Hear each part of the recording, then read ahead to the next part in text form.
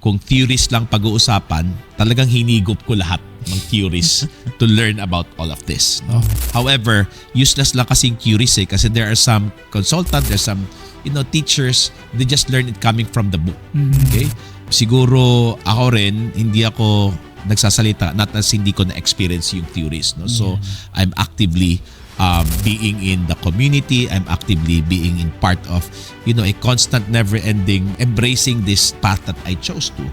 Siguro after 3 years of learning this, parang paano makikinig sa akin ang mga business owners? Wala naman akong negosyo. Yun. Right? Gusto ko rin tanongin, Coach.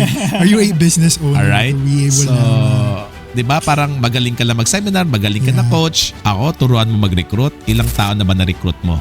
Right? Ako turuan mag-manage. Ilang tao na ba na-management? Ayokong tumayo sa harap mo at diktahan kita sa gusto kong sabihin. Wala kang na-recruit, wala kang nag-grow, wala kang na-expand, wala kang organization. So sabi ko, sige, ano kaya yung organization na pwede kong pag-practicean? 3 years kong inaral to, 3 years ako nagkaroon ng experience.